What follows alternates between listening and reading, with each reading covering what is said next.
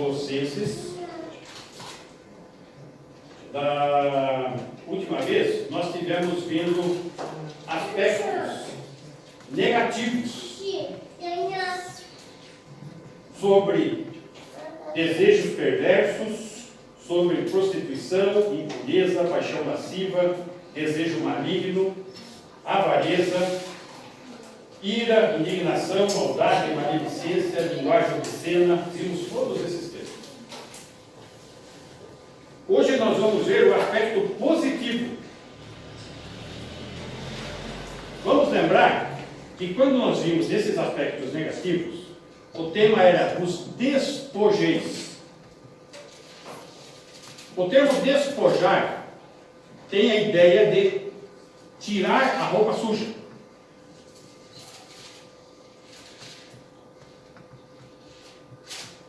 Não basta você se desfazer da velha vida. Você tem que viver uma nova vida. E o tema de hoje, ele trabalha com revestir. Tem a ver com vestir. Essa é a vestimenta do crente. Então o nosso tema em Colossenses é dedicação exclusiva a Cristo. Esse é o tema geral, global. Nos relacionamentos interpessoais. É esse o tema de hoje. Comunhão com as pessoas. E precisamos nos revestir, ou seja, ter uma veste santa da graça de Cristo.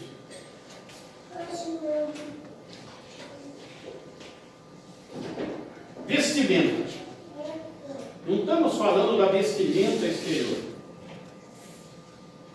Vocês conheceram o pastor Carlos, né? Aqui outro dia. O pastor Carlos me comprou uma fria uma vez. Estava entrando no verão e ele chamou a atenção das mulheres da igreja. Olha, vejam a vestimenta que nós vamos colocar o Davi na porta para medir a roupa de vocês. Mas não é dessa vestimenta que eu estou falando. Estou falando de veste santa, vestimenta interior, os revestistes. Vamos lá, o versículo 12. Capítulo 3, versículo 12 de Colossenses. Revestivos. Esse termo dá a ideia de vestir uma nova roupa. Revestivos, pois, como eleitos de Deus, santos e amados, de ternos afetos de misericórdia, de bondade, de humildade, de mansidão, de longanimidade. Revestivos. Aqui, nós vemos o apóstolo Paulo fazendo um apelo com caráter de urgência. Não é para hoje, é para ontem. Revestivos. Por quê? Porque nós temos novos privilégios. Quais são os privilégios que nós temos? Eleitos de Deus. Se você está aqui hoje, é porque o Senhor te amou, te elegeu, te predestinou. Antes da fundação do mundo, está lá em Efésios. Antes do mundo existir, Ele escolheu os seus filhos e a sua família. Então nós, como eleitos de Deus, nós temos urgência em mudar a nossa conduta.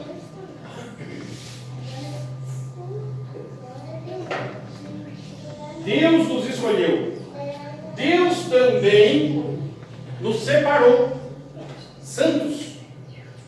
Santos quer dizer separados para Ele. Se somos seus filhos, nós somos separados para Ele. Se somos seus servos, nós somos servos separados para Ele. Se nós temos que refletir a luz dele, é porque nós somos separados para Ele. São esses os privilégios que o texto está falando. E amados. Ele nos amou a ponto de dar seu Filho por mim, pecador, e por você, pecador. Mas eu não tenho merecimento. Ninguém tem. Essa é a situação. onde nós vemos uma vida pregressa sem Cristo, da qual nós temos que despojar, se desfazer dessa vida, e temos que revestir de uma nova vida, com novas vestes. E aqui, ele começa a trabalhar quais são essas vestes. Calça social, camisa social sport. Não é isso. Ele está falando de como devemos padronizar a nossa vida de ordem de Deus. Quais são essas vestimentas? Que roupa é essa santa? Tá? Veste santa. Que veste santa é essa? De ternos afetos de misericórdia. Revestivos de ternos afetos de misericórdia. Então, a primeira peça da roupa aqui que ele apresenta, da nova roupa, é misericórdia. Na cultura grega, a palavra misericórdia tem ideia de entranhas de compaixão. Para o grego, ele pensava que todo o nosso sentimento estava ligado a essa área, as entranhas. Então, entranhas de compaixão, onde se encontram as emoções mais profundas de um coração compassivo. Coração compassivo já é o nosso entendimento cristão. Então, o que nós devemos fazer e ser? Temos nos revestir de ternos afetos de misericórdia. Mateus, capítulo 23, versículo 23.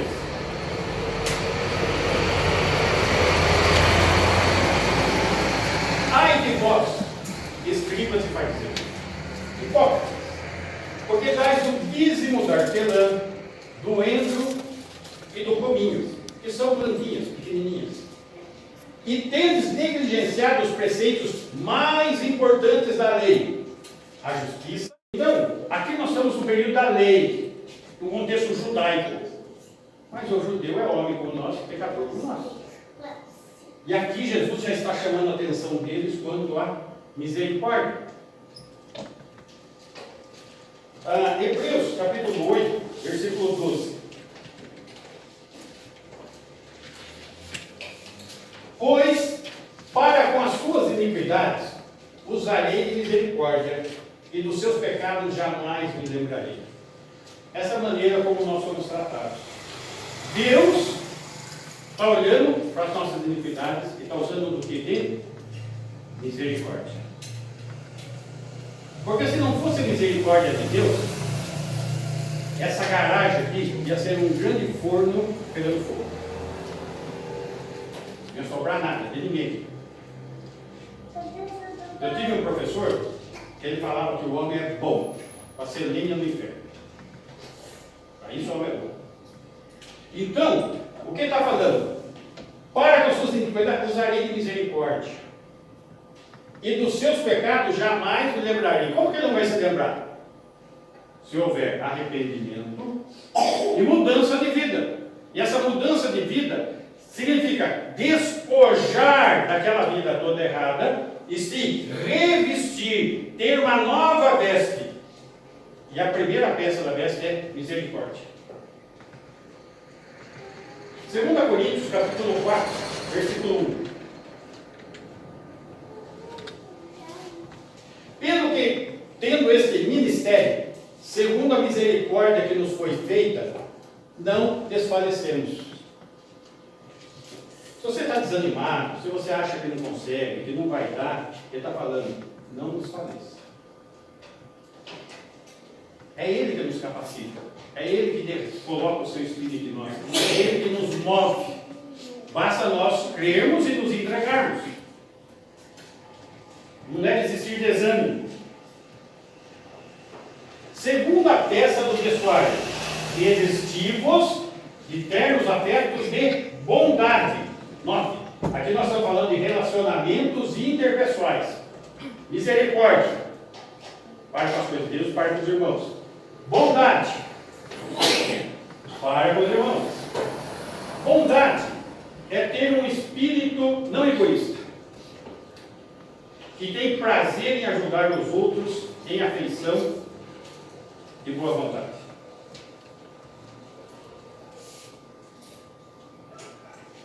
Isso é ação do Espírito de Deus. Essa é uma veste.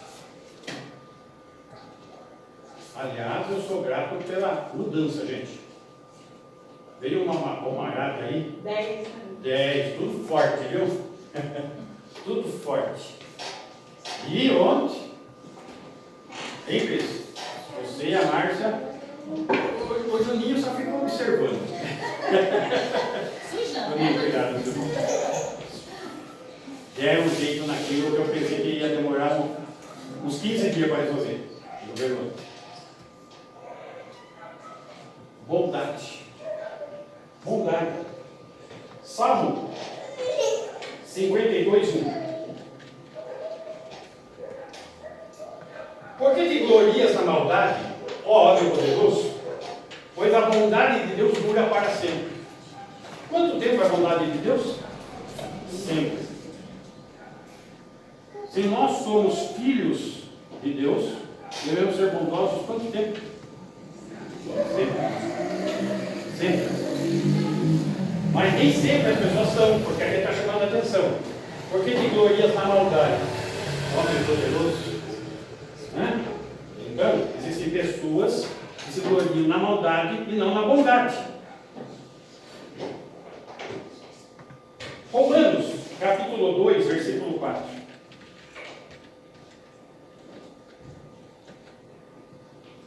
Ou desprezas a riqueza da sua bondade? O homem ele vai desprezar a riqueza da bondade de Deus, e tolerância, e longanimidade, ignorando que a bondade de Deus é que te conduz ao arrependimento? Por que nós estamos sempre tendo uma oportunidade a mais de nos arrependermos e mudarmos de vida? Deus é bom. Lembra que uma pessoa chamou Jesus de bom, e Jesus questionou: por que me chamas bom? Bom é só Deus. Não existe homem bom. Os romanos mesmo falam. Não há nenhum sequer, não há quem faça o bem. Mas bondade é fruto do Espírito. E nós devemos estar o quê? Sendo dirigidos, conduzidos pela vontade soberana de Deus, pelo seu Espírito, que nos cela, que nos guarda até o dia do nosso encontro. Capítulo 11 ainda de Romanos, versículo 22.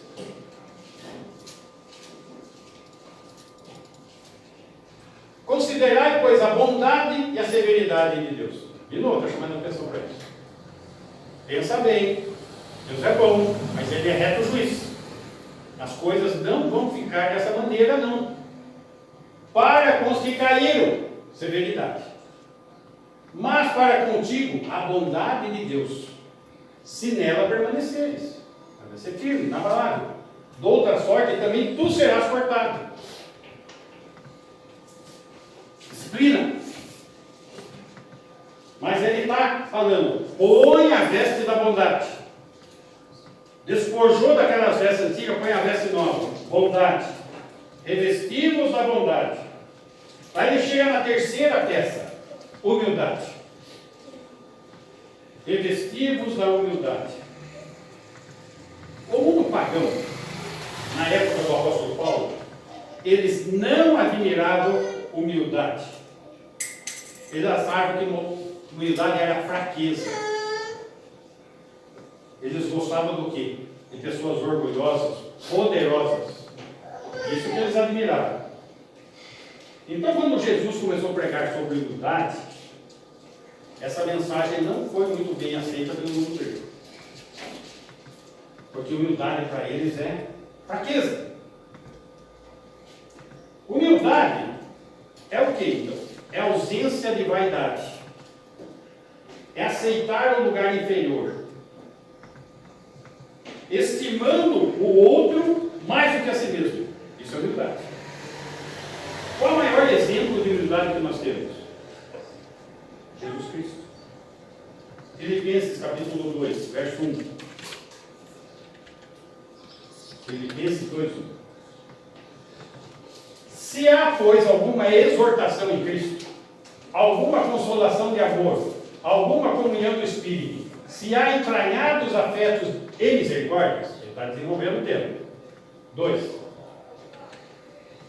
Completai a minha alegria, de modo que penseis a mesma coisa. Temos que pensar a mesma coisa. Tenhais o mesmo amor, sejais unidos de alma, tendo o mesmo sentimento. Opa, começou a falar dessa véspera. 3. Nada façais por partidarismo ou glória, mas por humildade, considerando cada um os outros superiores a si mesmo. 4. Não tenha cada um em vista o que é propriamente seu, senão também cada qual o que é dos outros. Humildade. 5. Tende em vós o mesmo sentimento que houve também em Cristo Jesus. Aí ele explicou. Ele é maior assim. E qual o sentimento que nós temos que ter? O dele. E qual é esse sentimento? Versículo 6. Pois ele, subsistindo em forma de Deus, não julgou usurpação o ser igual a Deus. O Senhor Jesus está lá na glória. E o Verbo, que é Ele, é Deus, se fez carne, nasceu aqui nesse mundo. E Ele abriu mão da sua glória para viver como homem. Verdade. 7. Antes, a si mesmo se esvaziou da sua glória, assumindo a forma de servo. Ele, o soberano Senhor de todo o universo, assume a forma de servo, tornando-se em semelhança de homens, se fez carne, e reconhecido em figura humana. Versículo 8. A si mesmo se humilhou. Ele se humilhou, tornando-se obediente até a morte e morte de cruz. Ele é o exemplo. 9. Pelo que também Deus o exaltou sobremaneira e lhe deu o nome que está acima de todo nome. Meus irmãos, aqui tem uma questão. Jesus Cristo está reinando? Aqui não. Daí na segunda vinda. E por que muitos crentes querem ter a realeza, o uso da coroa da glória, dos benefícios, antes do próprio Senhor tomar posse disso? Isso, o contrário de humildade. 10. Para que ao nome de Jesus se dobre todo o joelho, nos céus, na terra, debaixo da terra, quando ele estiver aqui entre nós. 11. E toda língua confesse que Jesus Cristo é Senhor, para a glória de Deus Pai. Humildade. Maior exemplo de humildade? O Senhor Jesus. Exemplo de humildade para quem? Para nós, para mim e para você. Essa é a veste que nós temos que usar. Revestir-vos de ternos afetos de mansidão. Mansidão, gente, já falei várias vezes, não é fraqueza, mas é ter o poder sobre controle. E duas ilustrações colocam essa questão. Assim como um grande e forte cavalo domado, outra ilustração. Assim como o vento que abranda o camor. Então, a pessoa mansa, ela deve estar sob controle. Que não pegue a estribeira. O que é perder a estribeira? O cavalo, né? Nem gera uma tempestade. Aquele vento brando, não é uma tempestade. Só que, meus irmãos, nós estamos em tempos difíceis, uma sociedade cheia de dificuldades. E as coisas não são tão simples de serem compreendidas assim. 1 Coríntios, capítulo 4, versículo 8. Já estáis fartos, já estáis ricos, chegasses a reinar sem nós. Opa, os crentes de Corinto estão reinando sem o apóstolo Paulo, sem o Cristo. Sim, tomara reinasseis, para que também nós viéssemos a reinar convosco. É isso que eu acabei de falar. Tem muito crente querendo já, cheio de si, cheio de orgulho, achando, no caso aqui de Corinto, que Paulo, senta aí, você está velhinho, deixa a moça comandar aqui que está com gente. O negócio é isso. Está vendo ali? Os crentes recém-convertidos de Corinto, querendo pôr Paulo no banco. Versículo 15. Porque ainda que tivesses milhares de preceptores em Cristo, tutores, professores, não teríeis, contudo, muitos pais. Quem é o pai deles? Da fé? Paulo. Pois eu, pelo Evangelho, vos gerei em Cristo Jesus. E aí a coisa vai começando e pegando efeitos e nuances complicadas. Versículo 19. Mas em breve irei visitar-vos, se o Senhor quiser, e então conhecerei não a palavra, mas o poder dos ensoperdecidos. Note que palavra aqui está com a letra minúscula. A palavra deles. E aqui a gente começa a se deparar com uma situação.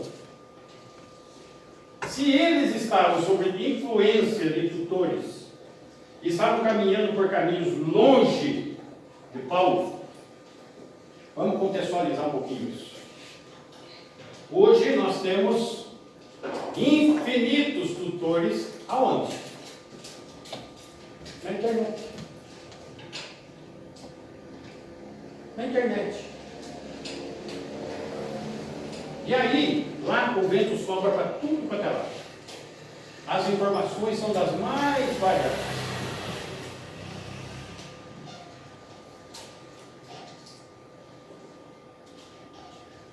E a palavra começa a ser substituída por ensinos alheios a Deus.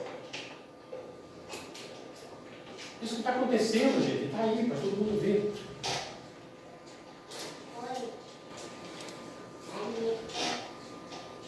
Versículo 21. Que preferis? Irei a vós outros com vara ou com amor e espírito de mansidão? Vocês escolhem. Paulo está falando para eles.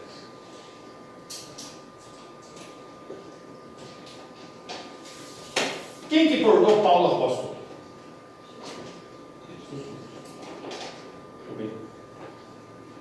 Só que desde lá, o apóstolo Paulo é questionado quanto aos seus ensinamentos.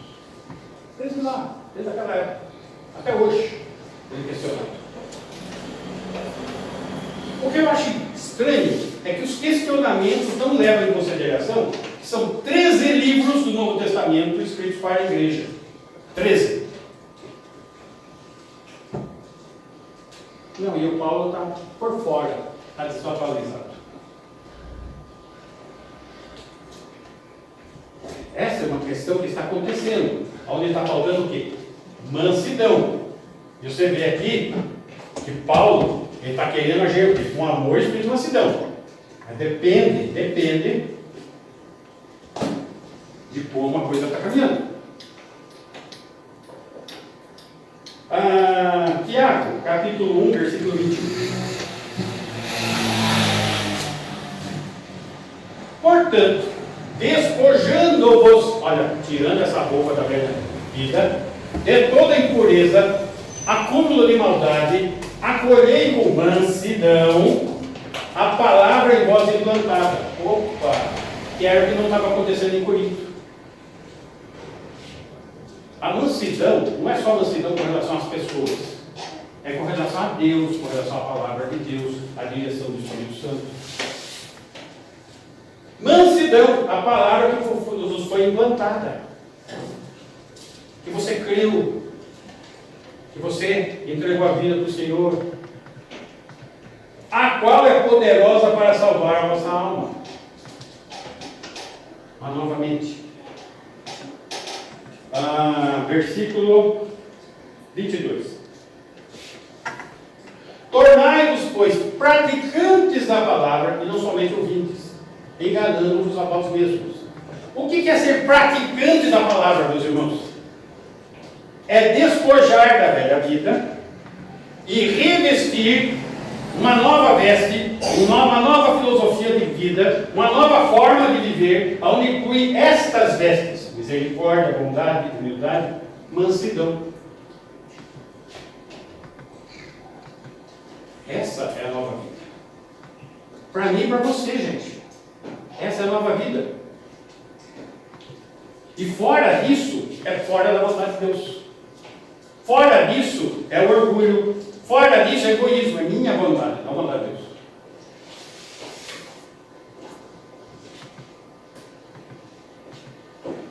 Revesti-vos de ternos afetos de longanimidade, longo ânimo.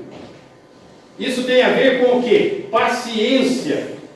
Paciência diante do quê? Das provocações, diante das prolongadas ofensas, diante das tribulações, com atitude benéfica com as pessoas. Perseverança no sofrimento, demonstrando o caráter santo. Esse nome assim é maior, né? Porque o negócio é sério. É longo ânimo diante de situações muito complexas nos relacionamentos interpessoais. Prolongadas provocações e tribulações, ofensas, situações difíceis. Mas um caráter santo se mantém limpo. Ele não vai praticando as palavras, não somente ouvindo. Provérbios, capítulo 14, versículo 29. O longânimo é grande entendimento, mas o de ânimo precipitado exalta a loucura. O que é o ânimo precipitado? É aquela pessoa que fala para você: não, está tudo certo, está tudo ok e tal, e daqui 5 minutos não é mais aquilo, não está mais ali. Ânimo precipitado. O que falta para essa pessoa? Longanimidade, longo ânimo. Essa pessoa tem grande entendimento. Isso está sendo oferecido para quem? Para nós. Para todos nós precisamos de longo ânimo. Capítulo 15, versículo 18 de Provérbios. O homem iracundo suscita contendas, mas o longânimo apazigua a luta. O homem iracundo. O que é um homem iracundo, gente?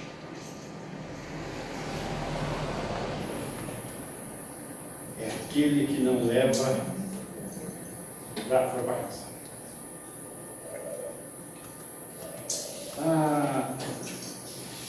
Interessante como Jesus muda a vida das pessoas, né?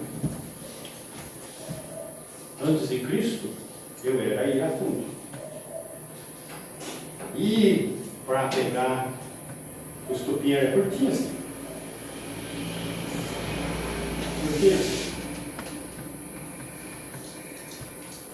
Eu não era imbecil, mas o negócio já foi para casa.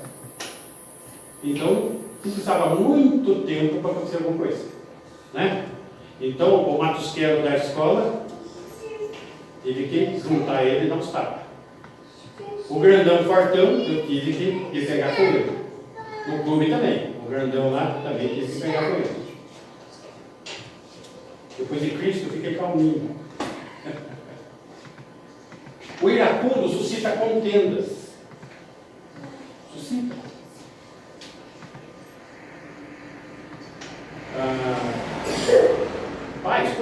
que vocês ensinam para os seus filhos?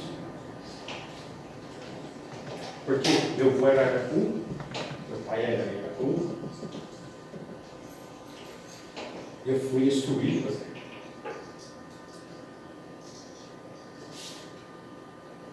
Primeiro dia de ir para a escola, eu lembro como hoje. Meu pai sentado numa cadeira e chamou: vem aqui, você vai para a escola hoje. Na escola funciona da seguinte maneira: se alguém mexer contigo lá, eu sabia que mexeu contigo, você ficou quieto, chega em casa, você vai apanhar. Então o que eu faço, pai? Toca a mão na cara dele. Tá bom? Se eu souber que você brigou e apanhou, você chega em casa apanhando de novo. Então você arrebente o sujeito. Ah, tá bom. E como que arrebenta o sujeito, pai? Você arrebenta fácil. Se ele for cabeludinho, você gruda ele pelo cabelo e vai dando uma joelhada na cara dele assim. Quantas joelhadas, pai? Até ele cair. A hora que ele cair, terminou a briga aí? Não. Você afasta bem na corrida e chuta ele. Bom, aí terminou a briga? Não terminou aí não. Você pega ele pelo pé, vai rodando até ele ficar no ar. É só. E se o cara lutador de judô, melhor ainda. Lutador de judô, ele derruba você, você tentar fugir. Você não foge. Você gruda com ele e usa o músculo mais forte que você tem no seu corpo. Qual músculo, pai? E pega na cara, na orelha, onde pegar, e faz que nem cachorro. Chacoalha a cabeça assim e tira um pedaço. Foi essa a instrução que eu recebi. Você fez? Não. Deus não permitiu, gente. Graças a Deus. Mas essa era a disposição do meu homem natural. Então, o pastor mal sabe, meu irmão, que o pastor está segurando desse lado aqui, vai ficar quieto. Porque ele não foi treinado para ficar quieto. Essa é a questão. Mas a vontade de Deus é longânimo, que apacigua. Essa é a vontade de Deus. E eu tenho que estar dentro da vontade de Deus. Não na vontade do Pai, não dos nós. Nem no modelo que andava aí fora. Não, isso. Essa é a nova teste, essa é a nova maneira de viver.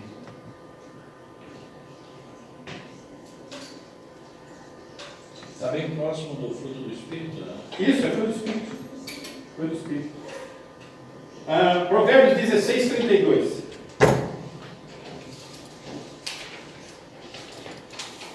Melhor é o longânimo do que o herói da guerra. E o que domina o seu espírito do que o toma uma cidade. Gente. Então é melhor o quê? O servo de Deus do que o Rambo. Todo filme do Rambo é tomar até a cidade. Né? É isso. Capítulo 19, versículo 11.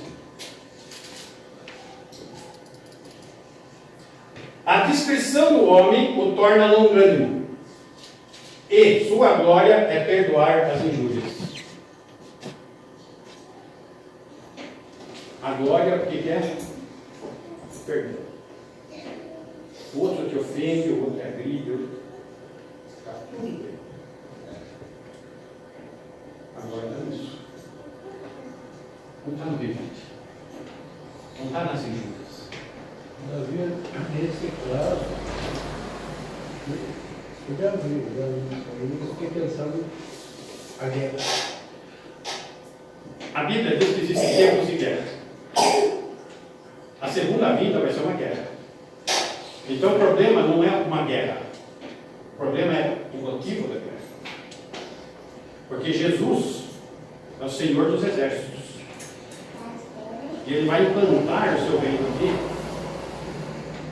E o vale Armagedon vai ficar sangue por um espaço de 320 km. quilômetros, até a altura do freio do cavalo. Então o problema não é a guerra, é a motivação dela. Nós não estamos falando aqui de guerra, nós estamos falando aqui do crente. Estamos falando daquele que tem o temor de Deus, como ele se comporta como indivíduo, como pessoa. É disso. É disso. A Bíblia não ensina covardia. Tanto que a armadura de Deus que é apresentada é a armadura romana. E a armadura romana, ela tem proteção só na frente, ela não tem proteção na costa. O soldado não foge. O soldado enfrenta. Nós somos soldados de Deus. Só que a nossa luta não é contra a carne e o sangue. Potestades, demônios, esse mundo é tenebroso. Pois é? É mais complexa do que as questões humanas. Né? Mas vamos continuar. Revestivos de ternos afetos de capacidade de suportar. Capacidade de suportar. Essa palavra suportar literalmente significa escorar, reter. Deus suporta os pecadores, retendo seu julgamento. Capacidade de suportar. Ou seja, mansidão,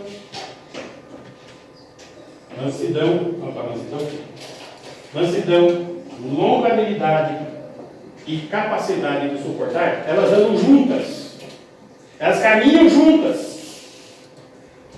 para eu poder suportar as faltas e as maneiras estranhas dos irmãos. Isso. Exatamente. Porque se a gente for não exercitar a capacidade de suportar, não tem igreja que subsiste. Se a gente não pôr essa vestimenta a todos nós, não tem igreja que vai resistir, não vai resistir comunhão. Não significa que nós vamos fazer vista grossa para pecado. Mas nós vamos ter que entender que a igreja é um corpo, um organismo vivo. Esse organismo, ele tem pessoas, ele é heterogêneo. Como assim? Tem pessoas que estão chegando agora, tem pessoas que chegaram há mais tempo, tem pessoas que têm uma vida cristã mais intensa, tem outros que não é tão intensa. Está tudo misturado. O bebê espiritual, o adulto espiritual. Está junto. E o que você vai esperar de criança? Coisa de criança. E às vezes é difícil de engolir. Puxa, parece que não cresce, né? Isso. E aqui não estou falando de idade. Estou falando de comportamento cristão. Então é necessário o quê? Capacidade de suportar essa nova rotina. Então nós vamos medir por baixo? Não, nós vamos ter que entender que todos foram amados por Cristo, resgatados pelo seu sangue e têm o seu tempo para crescer ou não. Vai depender da pessoa também, ninguém é obrigado. Agora cada um escolhe o tipo de eternidade que vai ter. Muito bem. Revestivos de ternos afetos de perdão. Gente, aqui pega. Devemos estar prontos a perdoar os que nos ofendem. Caso não existisse ofensa no meio do corpo de Cristo, seria necessária essa ordem de perdão? Não. Porque é algo que vai acontecer. Hora ou outra, com uma ou outra pessoa vai acontecer. E aqui precisa então pôr essa vestimenta de perdão. Sem falar na necessidade de nós pedirmos perdão, quando os ofensores somos nós mesmos. Não é só quando somos ofendidos, quando ofendemos.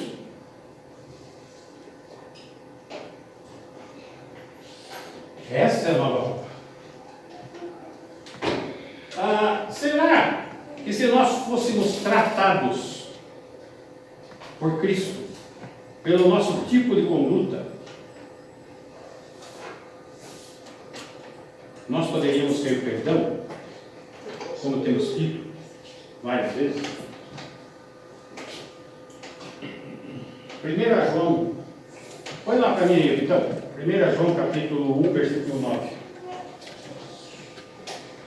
Se confessarmos, a palavra que é homólogos, de onde vem homologar. Então não é aquele, Senhor, perdoa a multidão dos meus pecados. Não. Um por um. Homologar.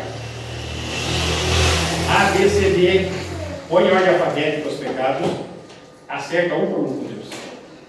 Se confessarmos os nossos pecados, Ele é fiel e justo para nos perdoar os pecados.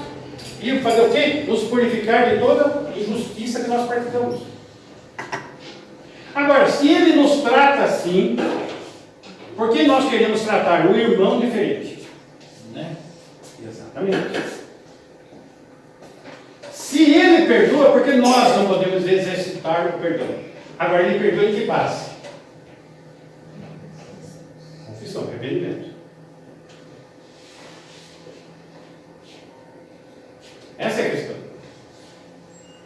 Mas Ele perdoa. Na Bíblia diz, agora como é que eu estou especula, né? Você sabe o que é especula? Sei.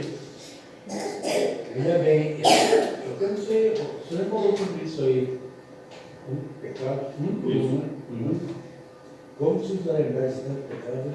Puxa, arruma um caderno. E eu lembro. Aquele sem folha. Lembra do livro manuscrito? Ah, Da 3 da Bíblia? Nem esse livro comporta o pecado. isso. É necessário se arrepender de cada um deles. Aí eu pensei muito sobre isso.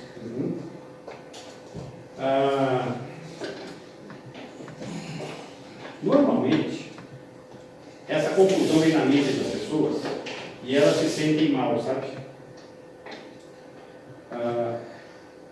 Uma coisa que eu já percebi: a maior parte das vezes que eu vejo uma pessoa cabisbaixa, triste, chorando, a maior parte das vezes, a pessoa não está conseguindo se acertar com Deus. Puxa, eu vivi errado, eu pequei. Aí é a questão de fé. Você crê que o Senhor perdoa? Você está arrependido disso? É questão de fé. Daí a pessoa não vai ter aquele peso na cabeça, na consciência, na vida dela, e vai tirar aquele fardo. A palavra perdão aqui é a palavra a fé. A fé tem a ver com o rito do Antigo Testamento. O pecador, ele pegava um cordeirinho, pegava uma adaga, e cada pecador corta o pescoço do seu cordeiro, em favor do seu pecado. Então você ficava com o cordeirinho lá uns dias na sua casa, cuidando dele para que seja perfeitinho, com saúde, tudo bonitinho. Você nem um cachorrinho, sabe? Tem um gatinho.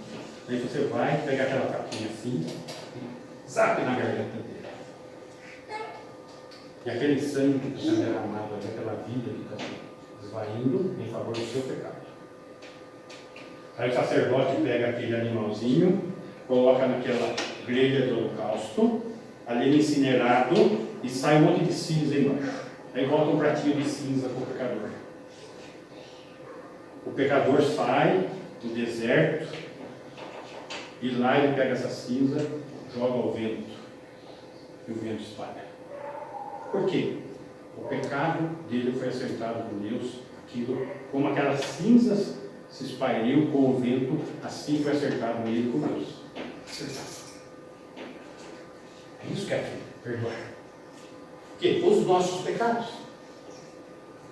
Para nós sermos o quê? Purificados, sermos o quê? Santos. Não é isso que nós lemos no versículo 2? Santos.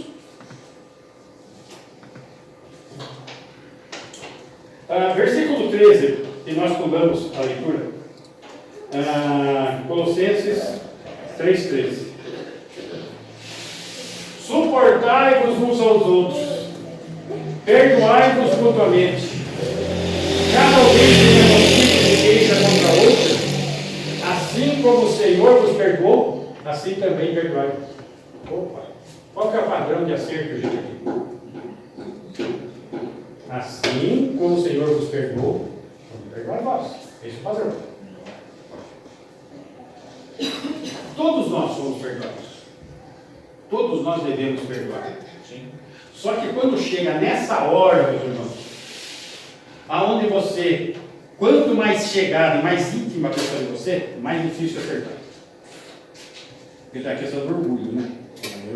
Quem vai dar o primeiro passo aqui? Como que vai ser isso? Não. Toda vez é desse jeito, o outro que vai ter que tomar posição primeiro, não tem como. Não é isso que a Bíblia ensina. Deus é santo? Sim. É santo? Sim. Quem tomou a ação de perdoar? Ele. E como que nós devemos agir? Também. Da mesma maneira. Da mesma maneira. Revestivos do perdão. Devemos estar prontos a perdoar. Portanto, o perdão indica a atitude de quem não quer guardar ressentimento. Eu não quero guardar ressentimento. Então vamos acertar. Sem ressentimento. Para concluir, amor. Meus irmãos, nós estamos falando que de revestivos. Revestir não é veste? Veste. Quais são as vestes novas? São essas aqui. E aonde entra o amor nisso? O amor é o cinto que segura todas essas virtudes. É o cinto dessa roupa. Ele cinge, ele segura, ele amarra toda a roupa junto. Ele sustenta as outras virtudes. O amor é vínculo da perfeição. Versículo 14. Acima de tudo isso, porém, esteja o amor, que é o vínculo da perfeição. Ele é o cinto que amarra todas as virtudes. Essa nova roupa do crente. Se não tem amor, Não tem fruto. Esse é o vínculo da perfeição. Davi, veja bem, para mim construir mal resolvido comigo mesmo. O ladrão da cruz tem tempo suficiente para lembrar de pecado e pecado. Ele teve tempo de crer. Sim. Isso. Só que o texto que nós vemos em 1 João está falando da vida cristã. Nós temos tempo. Tá? Nós temos tempo. Ele não teve, mas nós temos. Essa é a questão. Muito bem. O amor sustenta todas as outras virtudes, sendo assim o vínculo da perfeição. Isso está contrariando o nosso tema. Qual que é o nosso tema? Os hereges. O que os hereges estavam, eles consideravam, o que os gnósticos achavam que era o vínculo da perfeição? O conhecimento, e não o amor.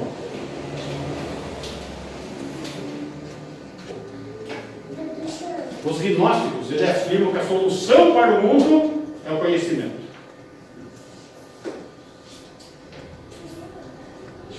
Nunca foi. Nunca foi. É só nós olharmos aí os grandes estudiosos e mais hábeis de cabeça, o quanto eles estão prejudicando as pessoas, o mundo, está travando tudo. Então não é conhecimento. Nunca foi conhecimento. Embora a maçonaria fale que é conhecimento. Que é um movimento gnóstico. Nós precisamos identificar, meus irmãos, o que é um movimento gnóstico. O movimento gnóstico entende que a solução para o mundo é o conhecimento. Não foi, não é, não vai ser nunca. O que é o vínculo da perfeição? O amor. Isso resolve. Essa roupa, essa maneira de relacionamentos interpessoais, isso resolve.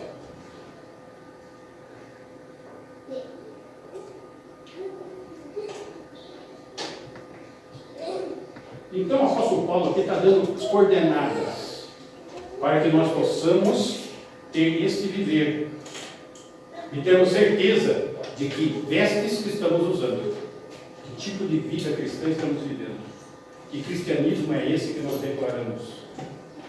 Então ele está cobrando de nós o que? A parte prática. Como você está vivendo o cristianismo? Só que essa parte prática, gente, não depende da minha força. Depende do agir de Deus na minha vida, na direção do Espírito, da convicção, da certeza que eu tenho na palavra de Deus, porque daí eu vou pagar qualquer preço para viver isso. E é isso que ele deseja, uma dedicação exclusiva a Cristo, aqui, nessa vida, no nosso viver, na nossa igreja, na nossa família, os nossos amigos, aonde for, o nosso convívio. Em especial, a igreja local, os irmãos. Que possamos ser dirigidos pelo Senhor. Amém? Amém. Vamos ficar em pé?